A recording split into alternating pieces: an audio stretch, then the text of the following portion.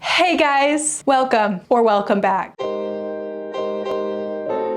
I've got lots of moss propagations hanging out here. It seems that most of you, let me know if I'm wrong here, but I think most of you found my channel through my propagation box videos. I think propagation bins are kind of what have become my thing. Maybe I'm making that up. Let me know. I'm very curious how you found my channel, but a question I get asked so frequently that for some reason, I don't know why, I haven't really done a video on is how to pot up our sphagnum moss propagations, especially when they're being propagated in a cup or little nursery pot, whatever container you decide to use, and they're well rooted enough that the roots have tangled around the moss. Yeah, that's what we're gonna be doing today. I'll be showing you my process for this with some tips and tricks, things like that. As always, if you have any additional input, insight, advice, questions, any of that, please leave a comment down below. Please also thumbs up or thumbs down this video if you found it helpful or if you like this kind of content. Or not. It's really helpful for me to know what kind of videos I should continue to make. And then also please watch this video all the way through. It's very helpful for me and my channel and getting my videos put out there. So I very much appreciate it. With all of that being said, let's get into the plants. These plants in particular. Okay, so I do have 1, 2, 3, 4, 5, 6, 7, 8 cups of variegated Harli philodendron, which all of these were propagated from one plant. I don't know, I was selling them for a while. I kind of don't want to sell them anymore. I just want to have a full pot. So I'm going to be potting them all up together, showing you that process, and I will be putting them in soil. So number one, I guess I should say, here is my soil mix. As always, I have links down in the description box to all of my favorite plant products. I definitely recommend checking down there if you're wondering what I'm using in any of my plant videos. So first up, I guess I actually should show you with a single plant. So here is a philodendron, variegated philodendron giganteum. It's a very beautiful plant. As you can see, this is a little propagation I've taken, but I do actually want to move this upstairs into my own personal collection. It is very well rooted. There is a root coming out of the bottom there. We're going to be potting this baby into this pot. This is a 6-inch pot. It is a little bit big, but this is a very hard worker when it comes to rooting, so I'm not too worried about it being too small in this pot. I do think it'll fill in this pot actually pretty quickly, and this pot is actually from my Monstera Thai constellation, which if you've watched any of my recent videos, it has been featured in a few recent videos because I rotted it till there was nothing left. So we're gonna be potting this into this, putting that nursery pot to use. Hopefully this plant fares a lot better in here than that did. But okay, to start off, I need to get a little scoopy. All right, so lately, this is totally not necessary. Lately, I like to put a layer of sphagnum moss at the base of my pot. I don't know, I just think it helps keep stuff from falling out the bottom, and it helps absorb water when I decide to bottom water. Next, I am just going to add in a layer of soil so that my plant will sit, about even. So yeah, just that little thin layer. Okay, now we're just gonna take it out of the cup, of course. Here is what the root system looks like. It's very well wrapped around the bottom there. Lots and lots of roots. This is a very good plant to get potted. So I know people are always like, how do I remove the sphagnum moss? You definitely can remove the sphagnum moss from the roots if you'd like to.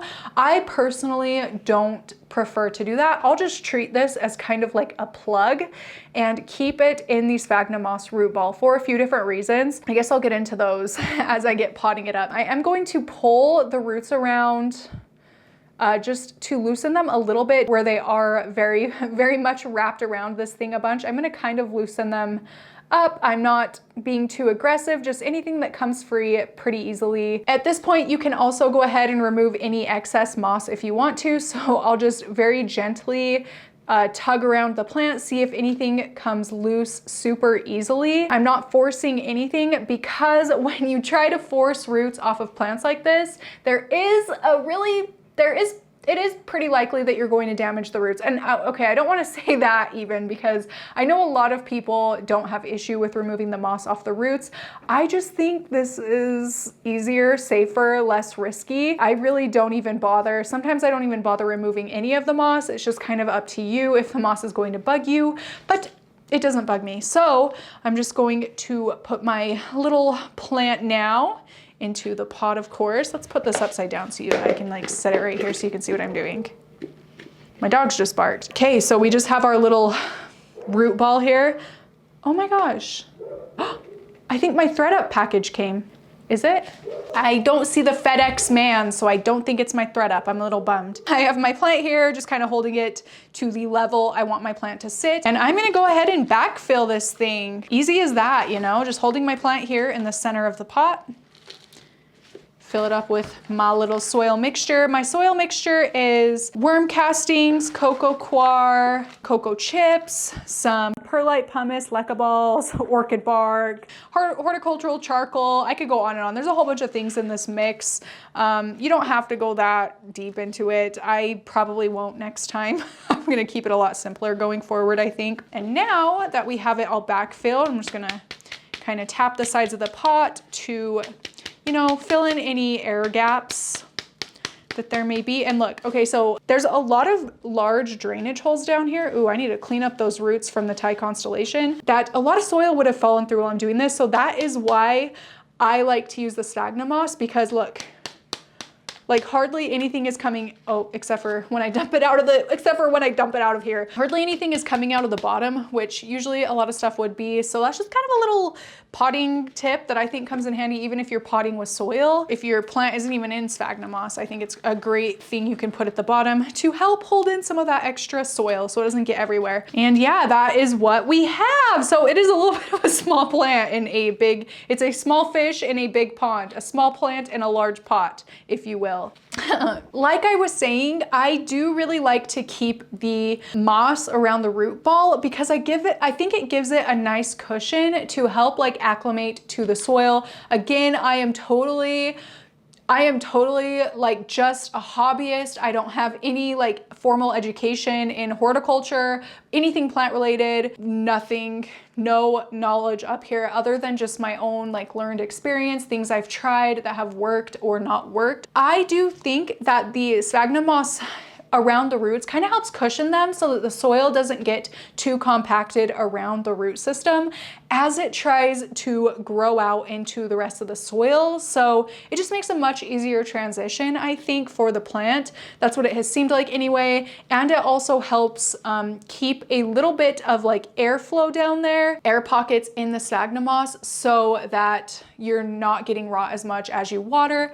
And the sphagnum moss helps pull water from the surrounding soil. So I do really like doing it this way. Again, I know not everybody does that, and there's probably gonna be some strong opinions because people just, you know, have a lot of strong opinions about a lot of things. That's just what I do. That's just what I think in my little brain, in my little head nut. Alrighty then, moving onward to the variegated heartleaf philodendron plants. So I'm gonna go ahead and take them out of their cups and just kind of set them aside. I will be reusing all these cups. Don't worry, they're not gonna go to waste. I will keep reusing and reusing them. I'm gonna pull off as much of the moss as I can get off of them, being very, very gentle, so I do not damage the roots. I mean, if you pull a little root, if you break some of the roots off, it's not a big deal. It's just like, if you're really going hard trying to remove every piece of sphagnum moss, that's when it gets dangerous, I would say. Do what you feel is right, but I say just leave it. In my own opinion, just leave it. Just setting all this moss aside because I will be reusing it. You know what, actually, I'm just gonna go ahead and put this moss down at the bottom of this pot, which is what I will be potting up the plants in, because like I said, I want my pot to be full. Oh, this is coming off easy. See, like sometimes, I don't know what it is, sometimes the roots come off or the moss comes off so easy, like you barely have to do anything. But sometimes those secondary roots get so wrapped into the sphagnum moss fiber that it really is such a hassle to try and finesse all of it off. So yeah, that's why I just don't think it's worth it a lot of the time. I mean, it's weird because these do have some pretty good roots. They just like went to the bottom of the cup instead of wrapping around the moss. So it's coming off really easily, but it doesn't always happen like that. I don't know, sometimes I like get plants and I'm like, oh, I want to chop this up and sell it. You know, it's an investment. It's never an investment. Really, I just want to keep the plant for myself. It's hard because sometimes I want opposite ends of the spectrum. I want to chop all of my plants the second they put out a new leaf because propagation is so fun. But the other half of me on that opposite end of the spectrum wants a super full plant. So like I can't have it both ways. I need to make up my dang mind. Okay, this is the last one. So like I said, put a layer of moss at the bottom. That's just what I do. It's not necessary. Once again, I keep saying that. You guys know that already. And I'm going to add some soil. Okay, so like about that much. It's about 3/4 full. And the cool thing about not removing the moss is you are left with something that's a little bit more stable. You know how it's super frustrating when you take like single leaf cuttings and you have to try and get them to stand up so that they're gonna look nice and you're like trying to hold them all up but also fill it in. It helps if you have a little stand. You see, it holds itself up a lot better. Makes it a lot easier. Actually, I think I'm gonna add a little bit more soil. Gosh, this plant has like spikes on it and they keep getting caught on my shirt. It's driving me nuts. Go back there, cardboard palm.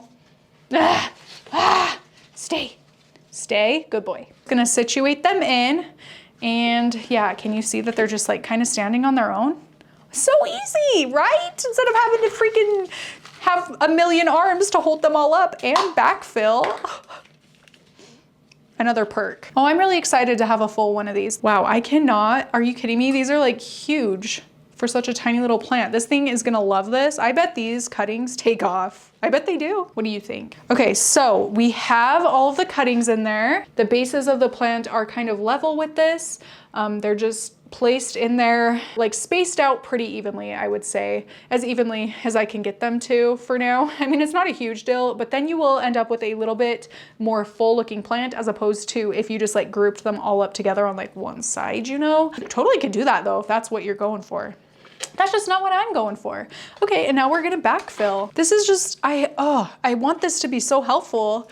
But, you know, okay, here's an issue I'm having lately with my YouTube channel. I just feel like I've shared all the information I have already, so everything feels so redundant, you know? Like I don't have any more information to share, I don't think. Do I? Do you have any questions of stuff I do, or I don't know, like plant tips or anything that I could share? Because I feel like I've shared it all. I've pretty much done things the same way for a long time since I've kind of found my groove. And I've told you all the info, I think. I know a lot of people asked about this, but this is about it. What am I gonna do? Is this the end of my YouTube channel? No, it's not. All right, and I'm just making sure to really fill in around each individual little plant so that it is stable, and also all the roots are covered in soil. I'm gonna kind of push it down a little bit. But yeah, I know a lot of you guys have been stressing about removing the moss off your roots. And in fact, a few of you have messaged me on Instagram that you've accidentally torn off like entire root systems trying to remove the moss, which makes me feel so bad that I haven't talked about this sooner. Oh my gosh, I wish I had talked about it sooner to save all of those roots. I feel really bad, but it really is not necessary at all. I don't know. Everybody has their own school of thought and everybody thinks that their way is the right way, you know? I think we're all just doing our best out here. We're just trying to have some plants that grow and don't die on us. So I think I have it pretty much filled in. Again, tap all around. What used to be in this? This is a Home Depot, like Costa Farms container, but I don't remember what I had in this. Hopefully it's a plant that I had to upsize in a pot. Oh, you know what? It was my Cebu blue. So we're good. It was a Cebu. I was worried it was a plant that I killed or something. I'm kind of tapping gently around the outside of the pot so that any air pockets get filled in with soil, and then I can go ahead and continue to backfill. As the soil goes down in some parts, like you can see right here, hopefully I'll be able to show you right here, it kind of went down deeper.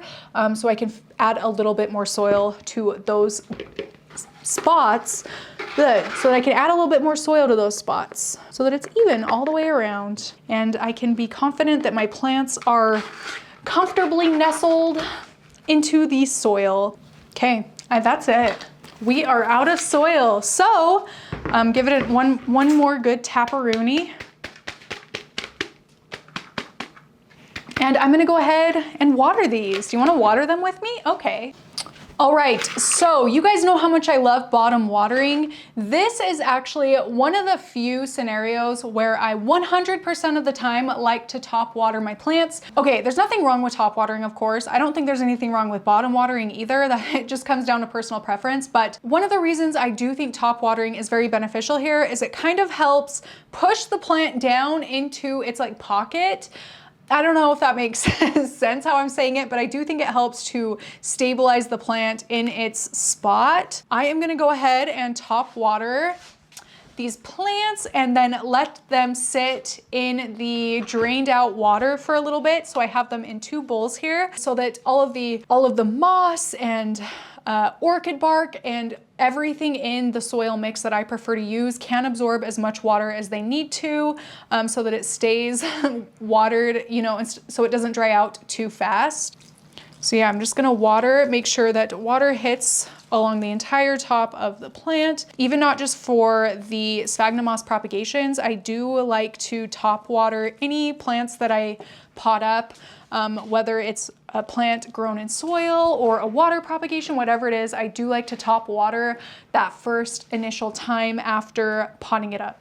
So that's what we're doing. Again, making sure it hits pretty much the entire surface of the entire surface of the pot, all of the soil gets evenly coated. I'm just going to let them sit in the water that's draining out of the bottoms of these pots for like an hour or so. And then I'll go ahead and take them out once I'm certain that all of the substrate is adequately saturated so that nothing in there is drying out. So yeah, they're just gonna be sitting in these bowls for about an hour and then I'm gonna put them into their permanent spots in my home. I'm excited. So like I said, if you have any more questions, please leave them down below. I'll do my best to answer anything I see down there. I will be reading through all the comments as always. I really, really appreciate you watching my channel. I hope you liked this video. I hope it was helpful or something. I'm sorry if it wasn't. I'm so sorry for wasting your time if you didn't get anything from this one. That is it for this video. Thank you so much for watching and I will see you in my next one. Bye!